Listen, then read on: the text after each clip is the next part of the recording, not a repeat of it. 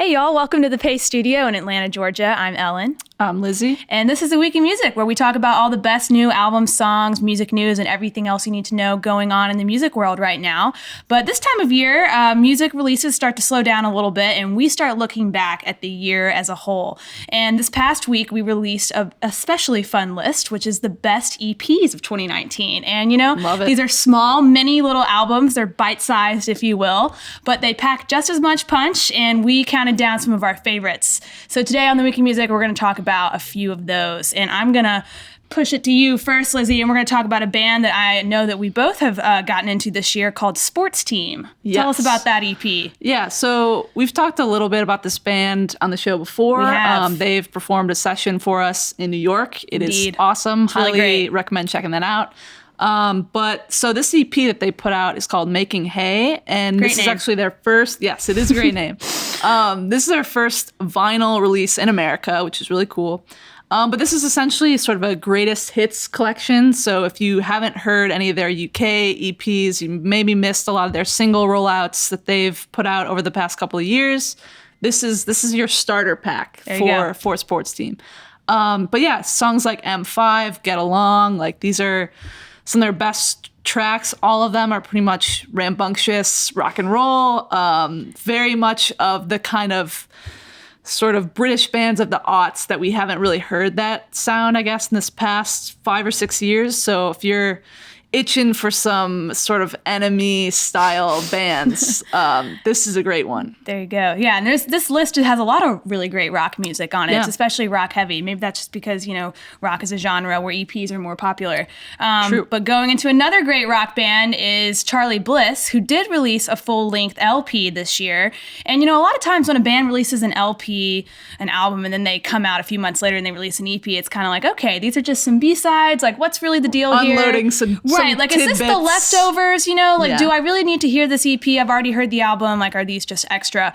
But I will say that the Charlie Bliss EP that came out after their album, it is called Supermoon, is really incredible. The songs, it feels like you could add these songs to their album, which was called Young Enough, and it would just be an even longer album. Like, narratively and aesthetically, these songs all go together really well. And I think if you're a Charlie Bliss fan, like, you're not going to be complaining about this. Yeah. You're like, bonus Charlie Bliss songs that we got that we weren't expecting to get, like Merry Right. Christmas to Me. And Heaven is one of their best songs. Yes, Heaven. That is a song that came out in between their first album and their second album. Their first album, 2017, Guppy, which I think some people would consider to be like an indie rock classic at this point. They released a song in 2018 called Heaven, which was their first ever love song. They had a lot of angsty music out before then, a lot of breakup. Big moment. Yeah, this is a big moment for Charlie Bliss, first ever love song. And they did include it on this EP, Supermoon, and I highly recommend that you guys check that out.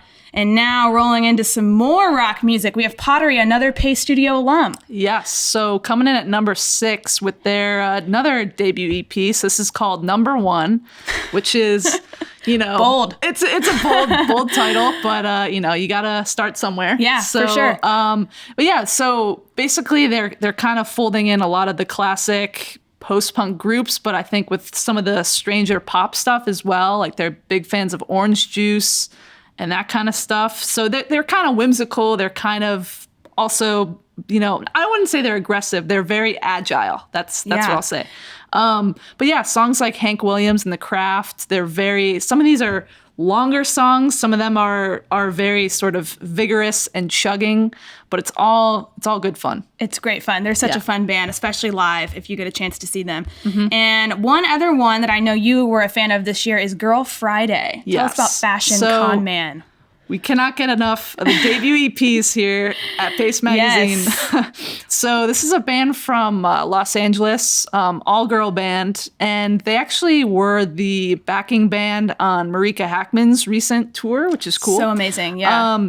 But their actual EP that they just put out this is just like an awesome record if you love like punk lyrics. Like I was telling one of our coworkers, it probably has one of my favorite lyrics of the year on it.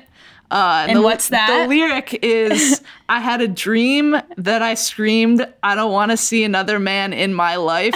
What do you think that means? Man, And it's that's just incredible. fantastic. That's so great. So- What does that mean? Yeah, but very subtle. Yeah, very thoughts. subtle there. Yeah, I see it written here. That's awesome, man. Yeah. Love that. It is, they sort of rail against, the abusive music industry and that sort of thing, but it's also just like a fun record with some love songs on it too. It's just worth checking out if you're Definitely. into anything punk or pop related. It's all there. Yeah. And yeah, Girl Friday, that's another one that's a debut here. We were saying that a lot of this list is made up of brand new artists that we had not heard before. A lot of times, an EP will come out before an LP, and, hopefully we'll see some longer length projects coming out from these artists in the future. But our number one EP is by an artist that we have loved for a long time here at Paste. So it's not a hard decision. Yes, this was not hard at all. This we did not argue about Lucy the number Dacus, and she released her album or EP 2019. But it's funny because when she started releasing the songs from this record, we didn't know it was going to be an EP. Yeah, it's kind of a slow drip of releases because throughout the year. These are all holiday-themed songs that have been coming out throughout the year. And she started, I believe, in February with La Vie en Rose. And I mean, talk about an amazing cover that came out this year. Incredible. You would not expect this song to sound the way that it does.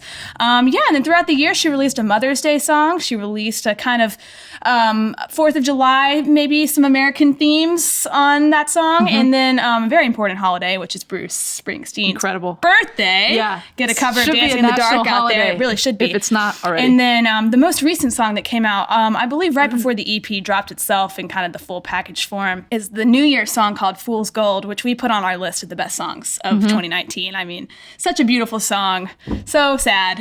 So Lucy sad. always coming in with the feels, that's what we turn to her for. But yeah, 2019 is out now. You can listen to all the holiday songs on there and the Christmas one, which is perfect for right now. She covered Wham's Last Christmas. So even if you have maybe some not so great feelings about that song, I'd recommend checking Lucy's version out. It's really fun. Yeah. Basically, if you want to experience a year's worth of emotions in like 25 minutes, it's all in there. It's all in there. Yeah. And you can find a song from that album and many more on our best EPs of 2019 list, which is online at pastemagazine.com, and check out all the rest of our end of the year coverage there as well. And we'll see you next time on The Week in Music.